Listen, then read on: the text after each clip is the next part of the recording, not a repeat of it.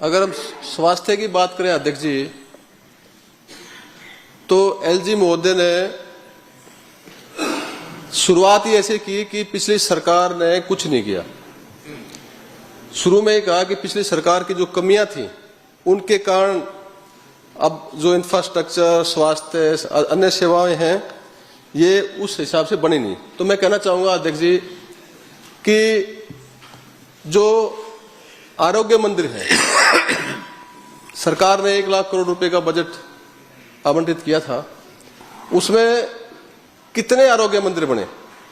सिर्फ नाम बदलने के अलावा जितने मोहल्ला क्लिनिक थे उनका नाम बदल कर प्लीज आरोग्य मंदिर। मैं माफी चाहूंगा मंत्री, आप इनके बाद बोलिए। मंत्री जी, मैं सभी प्लीज मेरे कोई नहीं, आप मैं बता दूंगा, मैं उदाहरण दे दूंगा। चाहते हैं मैं उनको बिठा देता हूँ। मंत्री जी, मैं उदाहरण भी दे दूंगा कितने मैं जानता हूँ जिन आप नाम नहीं, आप सीधी बात मत करिए। अध्यक्ष जी, तो अध्यक्ष जी बहुत से मोहल्ला क्लिनिक का नाम बदलकर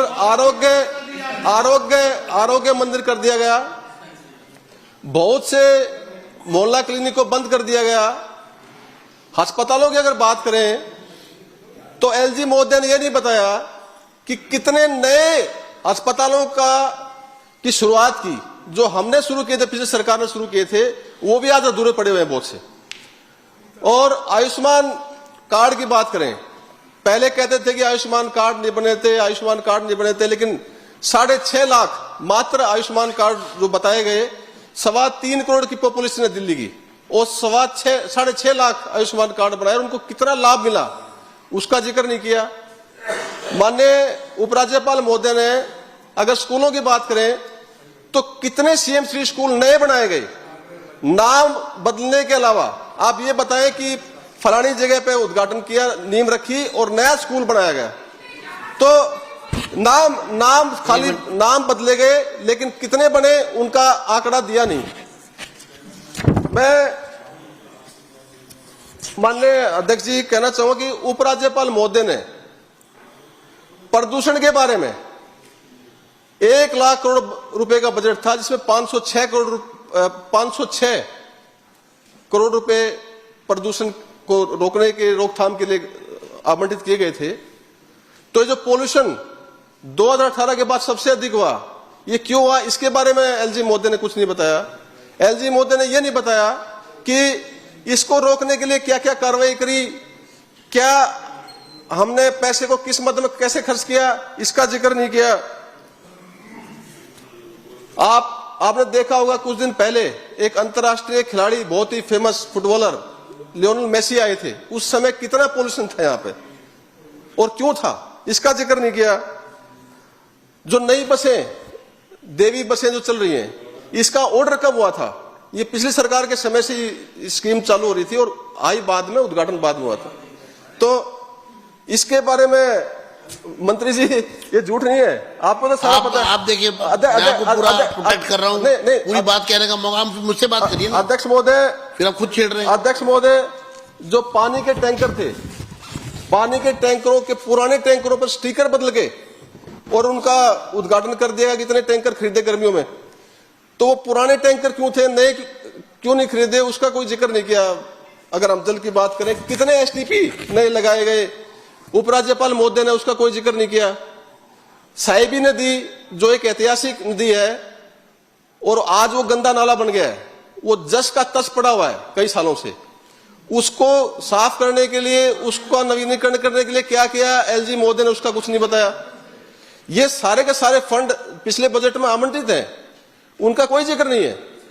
माननीय उपराज्यपाल महोदय ने यमुना की सफाई के लिए जो पिछली बजट में आया था, और आज के अखबार, 2 दिन पहले के अखबार मेरे पास है, उसमें लिखा हुआ है कि यमुना आज भी वैसी की वैसी गंदी है, पूरे झाग है।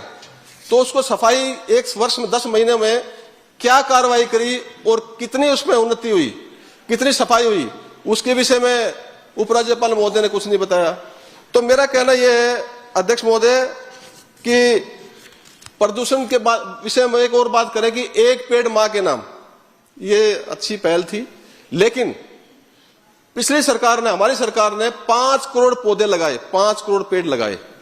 और अगर आज हम 5 करोड़ 5 करोड़। और अगर आज बात करें अध्यक्ष महोदय, एक पेड़ मां के नाम का भी अगर हम करें भी तो 3.25 करोड़ जनता है, तो मुश्किल से इन्होंने अगर 10% लोगों ने भी लगाए होंगे तो 10 लाख पौधे भी नहीं लगे होंगे।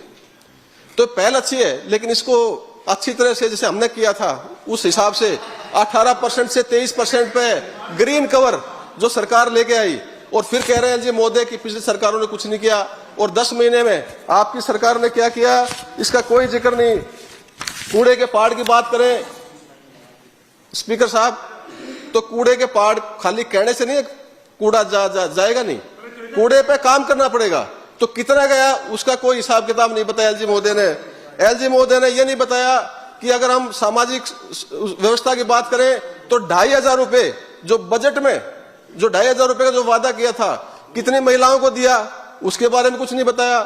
ये नहीं, आज तक पेंशन के विषय पे खूब चर्चाएं होती थी कि बुढ़ापा पेंशन शुरू करो, लेकिन बुढ़ापा पेंशन कितनी शुरू करी, कितने लोगों को दी, वो कोई जिक्र नहीं है। 3-3 महीने तक पेंशन रुके हुए हैं स्पीकर साहब, लोग त्राई कर रहे हैं।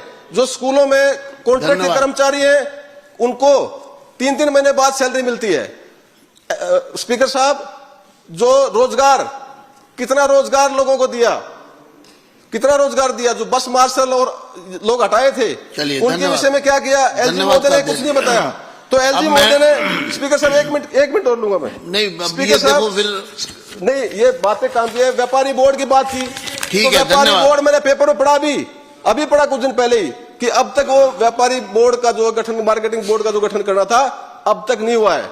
घोषणाएं बड़ी है, काम कुछ नहीं है, खाली पिछली सरकार को कोसने के अलावा कुछ नया काम इस सरकार ने 10 महीने में नहीं किया, तो सरकार फेल है।